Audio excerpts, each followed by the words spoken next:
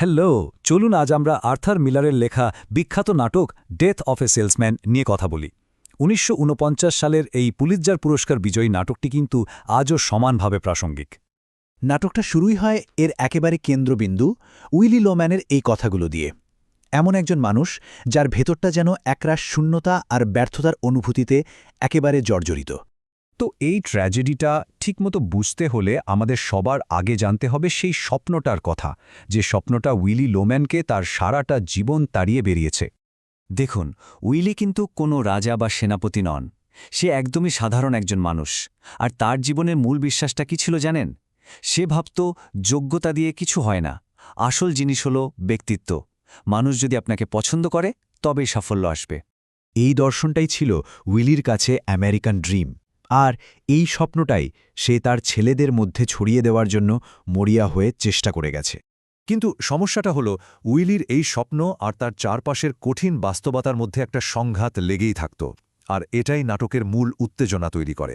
Miller খুব দারুণভাবে উইলির মনের ভেতরের জগৎটা, মানে তার ফ্ল্যাশব্যাক, তার হ্যালুসিনেশন, এগুলোর সাথে বাইরের কঠোর ক্ষমাহীন বাস্তবতাকে মিলিয়ে দিয়েছেন। আসলে এই ব্যক্তিগত ট্র্যাজেডিটার পটভূমি ছিল দ্বিতীয় বিশ্বযুদ্ধ পরবর্তী আমেরিকা। এমন একটা সমাজ যেখানে পুরুষদের ওপর একটা বিশেষ ধরনের সাফল্য পাওয়ার জন্য অনেক চাপ ছিল।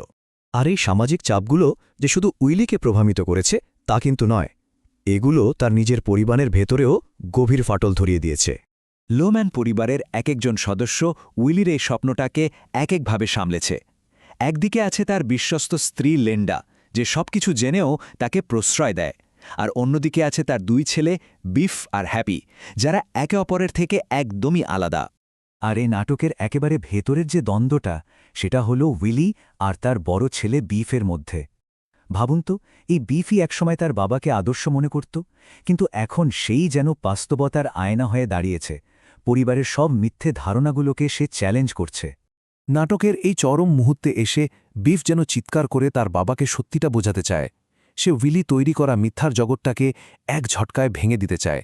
উইলির জগৎটা যখন ধীরে ধীরে ভেঙে পড়ছে, তখন মিলার খুব সাধারণ কিছু দৈনন্দিন জিনিস ব্যবহার করেছেন তার ভাঙা স্বপ্নগুলোর ভার বোঝানোর জন্য।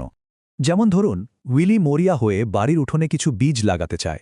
এই বীজগুলো আসলে ভবিষ্যতের জন্য তার আশার প্রতীক, কিন্তু হায়, তার জীবনের অনুর্বর মাটিতে সেই আশা আর জন্মায় না। আবার দেখুন, একজোড়া সাধারণ মোজা, এটাই হয়ে ওঠে উইলির অপরাধবোধ আর বিশ্বাসঘাতকতার এক শক্তিশালী প্রতীক। এই একটা ঘটনায় তার ছেলে বিফের মনে বাবার প্রতি বিশ্বাসটা একেবারে ধ্বংস করে দিয়েছিল। আর সবথেকে ভয়ঙ্কর প্রতীকটা হলো বেসমেন্টে লুকিয়ে রাখা একটা সাধারণ রাবারের নল। এটা আমাদের সারাক্ষণ মনে করিয়ে দেয় উইলি এই যন্ত্রণা থেকে পালানোর জন্য কি ভয়ঙ্কর পথ বেছে নেওয়ার কথা ভাবছে। উইলির শেষের ট্র্যাজিক সিদ্ধান্তটা এই নাটককে শুধু একটা সাধারণ ড্রামা হিসেবে রাখে না, বরং এটাকে একটা শক্তিশালী আধুনিক ট্র্যাজেডি হিসেবে প্রতিষ্ঠা করে। কিন্তু একটা প্রশ্ন আসতেই পারে, উইলি লোম্যান তো কোনো রাজা বা পৌরাণিক বীর নন, তাহলে তার গল্পটা ট্র্যাজেডি হয় কিভাবে? এখানেই আর্থার মিলারের মুনশিয়ানা। তিনি আধুনিক যুগের জন্য ট্র্যাজিক হিরোর ধারণাই বদলে দিয়েছেন। তার মতে ট্র্যাজিক হিরো হতে পারে আমাদের মতোই একজন সাধারণ মানুষ, যার পতনটা হয় তার কিছু ব্যক্তিগত ত্রুটি আর পারিপার্শ্বিক সামাজিক চাপের কারণে। নাটকের শেষে উইলির অন্ত্যেষ্টিক্রিয়াতে তার ছেলে বিফি তার বাবার জীবন সম্পর্কে সবথেকে কঠিন আর সত্যি কথাটা বলে। শেষ পর্যন্ত উইলির গল্পটা আমাদের সামনে একটা বিশাল প্রশ্ন রেখে যায়, যা আজও আমাদের ভাবায়।